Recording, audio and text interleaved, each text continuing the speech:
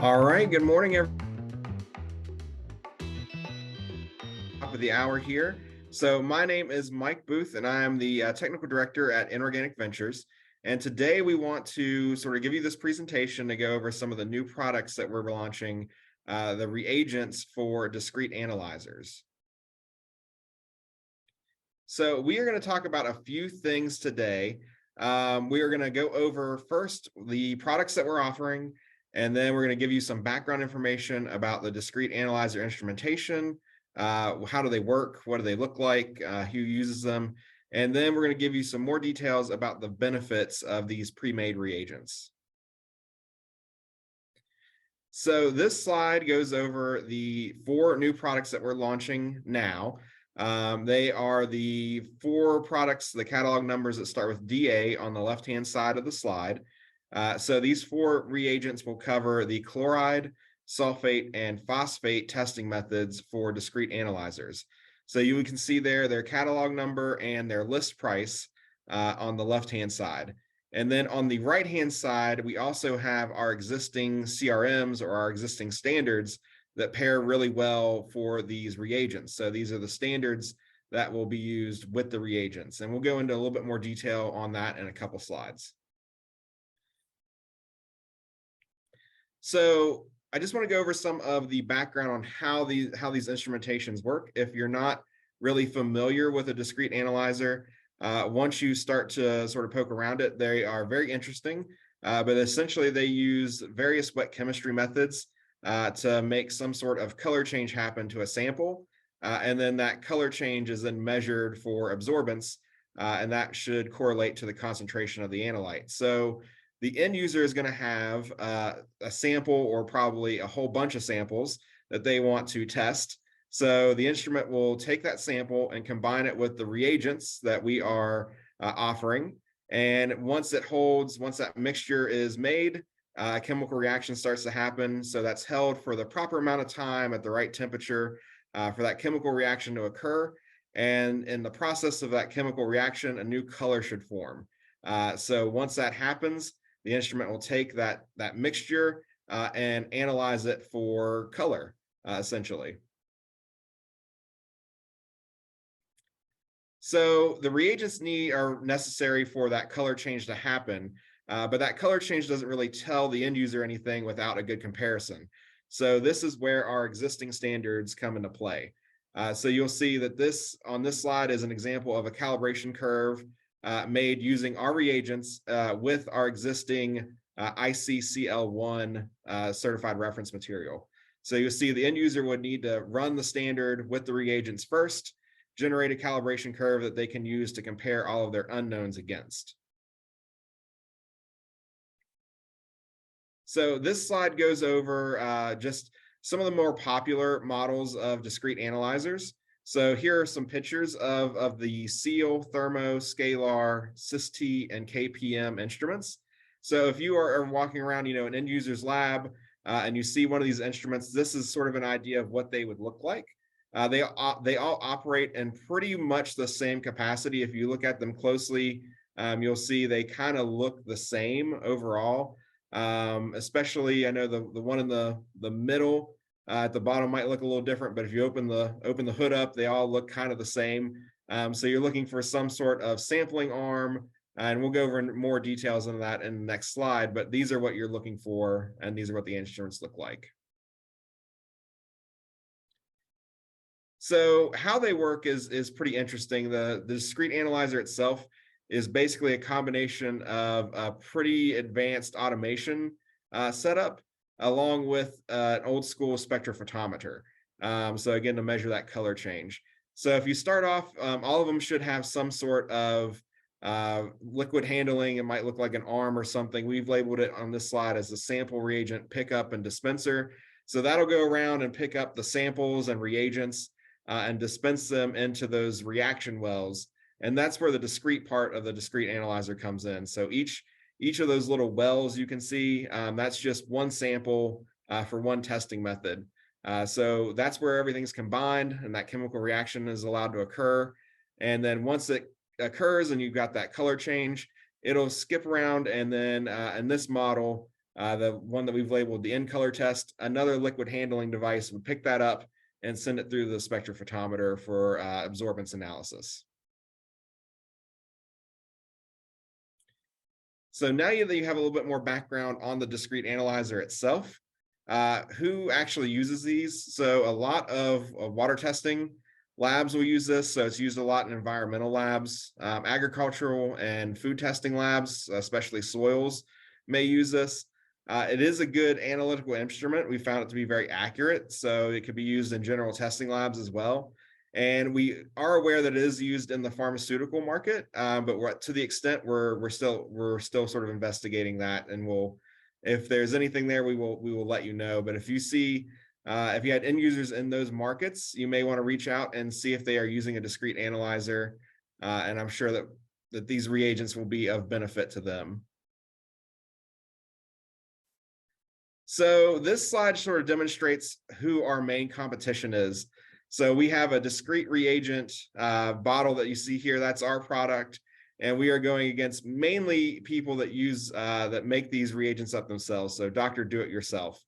But we believe that we have a few different tools up our sleeve to edge out the competition in this case. So when we started this project, we had a few challenges that we knew that we could address. The most obvious one being time savings to the end user.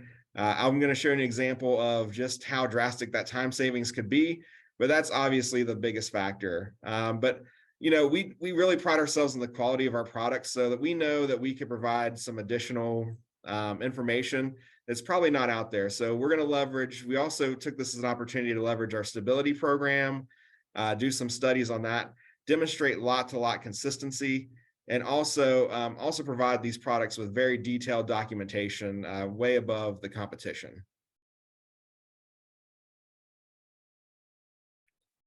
All right, so this slide sort of is a little bit of a demonstration of the time savings that the end user could see. So if an end user wanted to go through and create a chloride reagent from dry chemical themselves, they would have to follow these steps. So you see in the first two steps, they have to weigh out one chemical. They need to weigh it. They'll need to dilute it, bring it to volume, and mix it, make sure it goes into solution. They'll need to repeat that process with a different dry chemical. And then finally, they need to take both of those solutions, combine them together to make a new mixture. Again, dilute to volume, mix. During that process, they need to make sure they're recording the weights, the volumes, the mixing. They need to keep records of who did it, all this sort of thing. Whereas if you compare it against our product, all they have to do is open a bottle. So all that time spent making up a reagent can be just cut away by simply just opening up one of our products. Another area that we really had a good opportunity to, I think, really clear some information up for the end users is our stability program. So most of you are probably aware that our certified reference materials are accredited to ISO 9001, ISO 17025, and ISO 17034. That last one, the ISO 17034 accreditation, requires us to maintain a very robust stability program. So that means that we have to watch, to make sure the shelf life of our standards are accurate, both for the long-term stability and during any transport stability. So we already had this stability program set up, and it really gave us an edge on making these, because we can easily take these reagents and enter them into our stability program and generate some data that is not usually found in the standard methods that the chemistries are based on. And we're more than happy to share that, as these stability studies progress, and we can share that information with the end users. So they'll have a good idea of exactly how long these standards are good for, or these reagents are good for. So the stability studies are ongoing for the products that we're launching. So we are not going to bring them to market until they have at least 6 months of stability demonstrated in our stability program. So this slide goes over a little bit more information on the stability study themselves. So we're testing the reagents at different temperatures. The only constant is we are protecting them all from light. And during that time, we're looking at how well the calibration curve coefficient fits. So that correlation coefficient that you'll see as part of a normal calibration curve, does that degrade over time? We're also looking at the raw absorbances. So it is possible that over time you could see the calibration curve still looks good. But if you look at the raw absorbance data, maybe it's getting lower and lower and the end user is losing detection limits that way. So we're monitoring that as well. And of course, we'll also be looking at transport stability with this product as well, with these new products also. Lot consistency, so either lot to lot or within the same lot, is also a big concern for end users. So it's essentially a good way to eliminate some troubleshooting steps for your end users. We have a lot of manufacturing like processes and protocols that make sure that we can produce consistent material from one lot to the next lot. But the data on this slide also shows, an example of testing within the same lot. This data is actually 5 months apart. So you can see on the graph, the blue dots and the orange dots overlay well on top of each other. That's using the same lot of material. So essentially the end user can have one lot of material from different bottles, and they know they're going to experience the same absorbance over time. And that's really important to have. That can help them eliminate, again, issues when they're troubleshooting their instrument. It will make sure that their baseline is constant. So it's actually a pretty nice thing to have for the end user's sake. And lastly, one of the big things that we can provide the end user is very detailed product documentation. So this slide sort of goes over what will be entailed in that product documentation for the certificate of analysis. So we will list the exact reagent composition. That's super important to have along with the source of the method chemistry. So Maddie is going to go into a little bit more detail on the marketing materials you guys are going to receive or have access to. And that source of method chemistry is super important for the end user to know if these reagents will work with their methods already. So again, having the concentrations, the composition of what's in the reagent and the source of method chemistry is key for your end users to make an informed decision on whether or not this will work for them. We also have an example of a calibration curve that was generated using that exact lot of material. So you'll see that listed on the certificate of analysis, along with the raw absorbance data and the acceptance limits based on from that calibration curve. So we generate a lot of data to put on the certificate of analysis, much more than we've seen in any competition.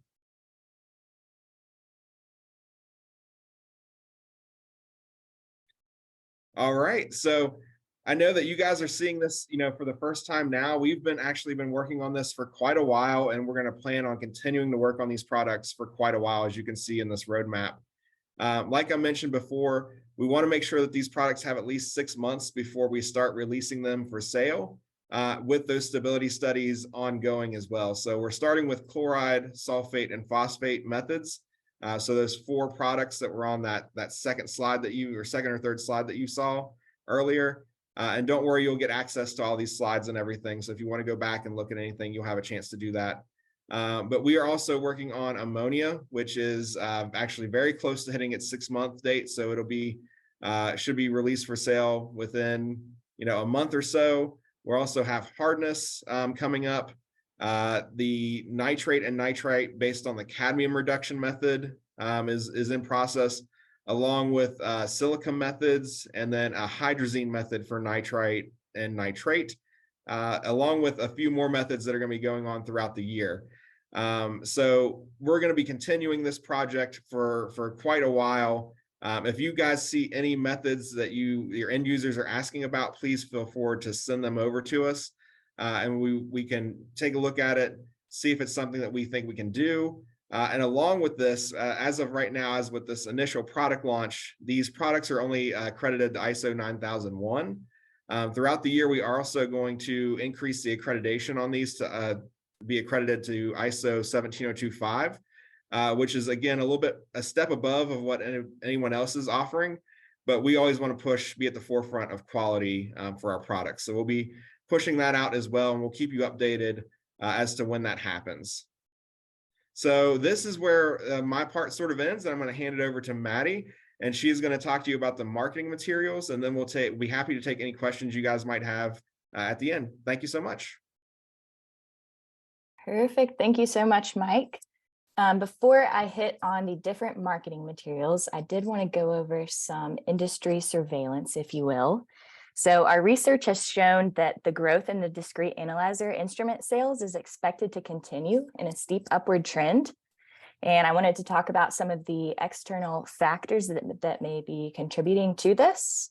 For example, awareness over environmental impacts and global climate change is still increasing, and government bodies are allocating more funds to mitigate these impacts, and they're increasing the regulations behind testing as well.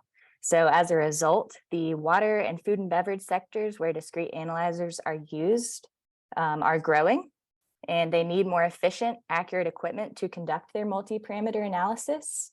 And so as you can see in that fourth bullet point, market projections for the instrument are expected to grow from 1.4 billion to 2.4 billion in the next 10 years. So clearly we're excited about the growth with this instrument, and as a result, the consumables or the reagents that follow them. So we hope that you'll get excited about them too. And next slide here. So seize the opportunity. Mike has shared a lot of great information about the pitfalls of the DIY reagent approach and how a pre-made reagent can have exponential time savings. But I also wanted to touch on the opportunity we have in terms of the competitive landscape.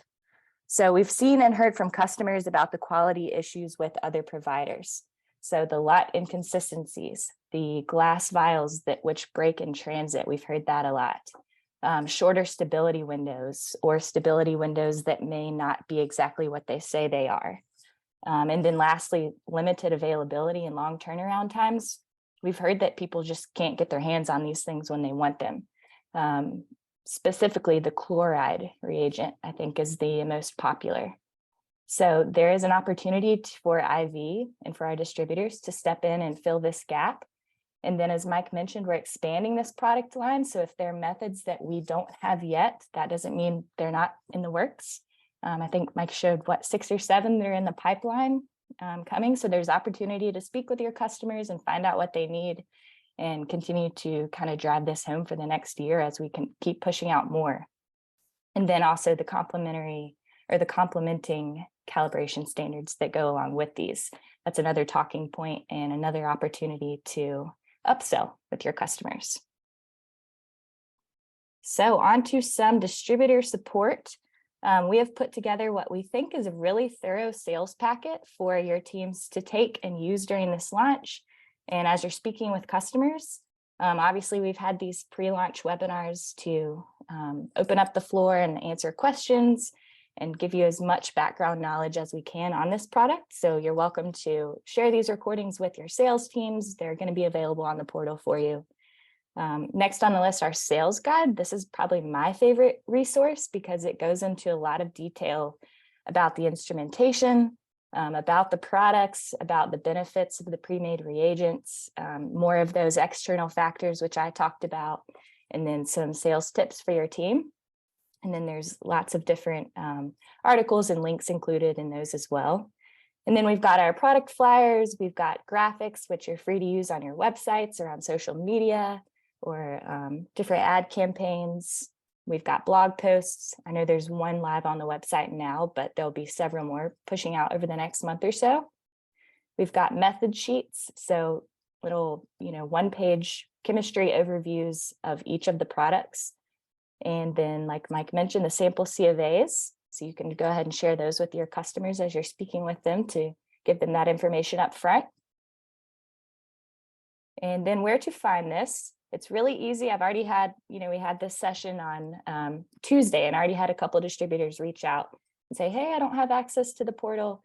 No problem. We can set that up for you in, 1 or 2 minutes. It's easy. But so then after your account has been set up, you log into the website, you go to the distributor welcome section, and then there's a tab. It's really small there, but under promotional materials and campaigns, there'll be a link to download the entire zip file with all of the stuff I mentioned on the previous slide, the sales guide, the flyers, the graphics, all of that. So if you have any questions about that, let us know. And then also if there's materials that would really help you and that we're missing, let us know too, and we'll help you out. We'll get that in your hands because this is really for you to take advantage of, and we want to give you everything you need. So with that, I will open it up for questions or interrogation. Feel free to submit your question in the Q&A box through the Zoom feature, or if you want, you can raise your hand and we will allow you to talk and ask your question out loud that way.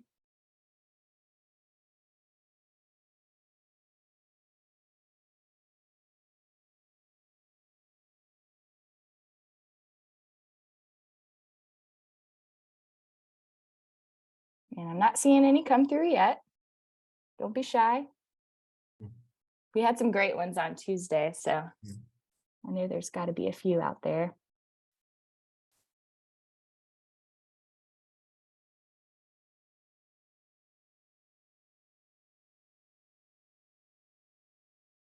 And if you guys think of any questions, after the fact, feel free to reach out to us and we'll be happy to answer them, as best you can. So no pressure to think of everything right now, but if you guys have anything now that you want to ask us, we'll be happy to answer. And then, like I said, we'll follow up with you individually if you think of something later.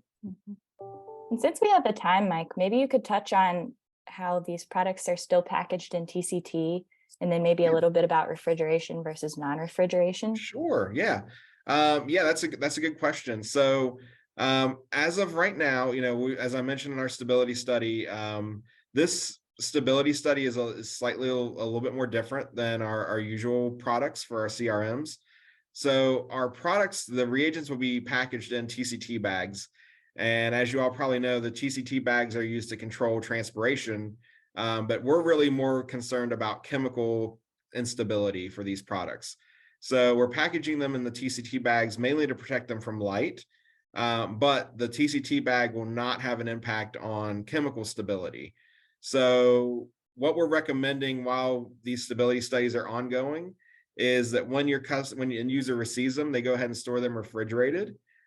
We have, like I mentioned, the stability studies are ongoing. We have passing data showing they're good at room temperature and they're good refrigerated. But we are starting to notice some slight color changes in the room temperature bottles versus the refrigerated. They don't seem to be affecting any of the testing data. But we want to make sure that, we hold them under ideal conditions to see if that's sort of a really leading indicator that something might be going wrong. I don't think that it is, considering the testing data is overlaying so well on top of each other, regardless of temperature. But on the C of A, we do recommend that these be stored refrigerated, and we'll update those C of A's as the stability study timeline increases. So as they hit their 9-month period, the C of A will get updated. And then once they hit their 1 year, we're going to reassess that recommendation for refrigeration. And then, ideally we would like to hit 18 months. That would be my personal end goal. But honestly, I think if we can hit a year, we're going to be right, we'll be excellently positioned in the market. Awesome. And Mike, do these only come in 125 ml bottles? Yes, these only come in 125 ml bottles. That's a great question. So they're only available in 125 ml bottles. The way for that is essentially the end user is going to have to pour from the bottle into some sort of container that'll fit inside that discrete analyzer. So the 125 ml bottle is really easy to pour. And if they have some sort of storage issue, or if it's exposed to light, which again, we want to try to control that exposure to light, they can have other bottles that are still stored in that TCT bag, and ready to go. All right. Here's a good question. What percentage of customers use ready-to-use reagents compared to initial preparation from salts? That's a really good question. So we've seen that it really depends on market. So I know that in the UK, where there are competitors available that are offering these products, Maddie mentioned that a lot of people are having issues getting their hands on the product from competitors.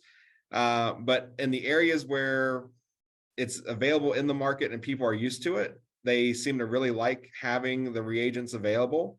In markets where these products aren't really sold or people don't know about them, they're still making it up by hand. So I think it really depends on the market. And if there is someone, if there is a competitor out there that's already supplying these, yeah, I think it really depends on the market. But I think if once an end user sort of tries this versus making it up themselves, they're going to see the vast difference in the ease of use and sort of what it allows them to do with their day. It also allows for a good flexibility of methods. So if they want to run a different method that they weren't planning on earlier in the week, they don't have to waste a lot of time making the reagents up. They can just go. Yep. I saw this other good point that came in. So the chloride reagent contains mercury, excuse me, which if made in-house can present cross-contamination issues with low-level mercury analysis and environmental and water testing. Yes, that's an excellent point. So that was brought up on Tuesday. We are going to put together another type of flyer that goes into more detail on the time savings. So not just the amount of time that you would save, but also, you have to purchase the dry chemical, you have to store it, you may have to dispose of it. What's the contamination risks? Those types of things. So there are lots of benefits to having the pre-made reagent available. But again, I think the biggest of obviously is the time savings. All right, thanks, Mike. Here's another good one. Is there a significant difference in price between regular CRMs and discretes? Let's see, is Amanda on the line? Amanda usually handles our pricing Yeah, info. I'm here. Perfect. I'm here. Can you hear me? Okay. Yeah. Yep. So what was the question? Is there significant pricing difference between our CRMs and the discrete analyzer reagents? Yes. I guess that just depends on the discrete or the CRM that you're comparing it to. And then prices vary for the discrete analyzer reagents. We price those based off the number of tests that you can get per 125 milliliter bottle. So those prices vary per bottle for that reason. If there's a specific CRM that you're asking how it compares to price, just let me know. Cool.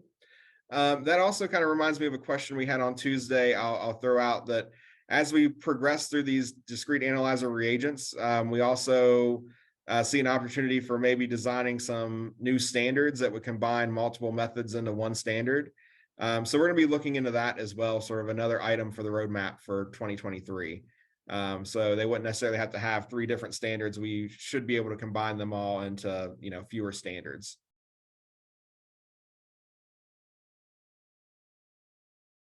Perfect. What's the best way to reach out for a distributor who knows of a method that we're not offering yet, but they're seeing need from their customers with? Yeah, if you can definitely reach out to me directly, but if you reach out to whoever you're usually comfortable with, if it's Jeff or if it's Michael or our new salesperson Brandon, or the marketing team, if you mention it's a new discrete analyzer method, they should know to forward it over to me and I can get in contact with you. Or you can always email me. My email is mbooth, BOOTH @inorganicventures.com. So yeah, I'd be happy to help, and we'll definitely look over any methods that you find in your markets that you think would be something good to investigate.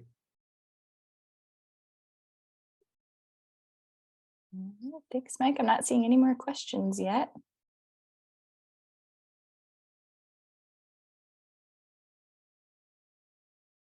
Yeah, I'm trying to think of the questions from Tuesday. Let's see. I think we've hit all of the high points. Yes,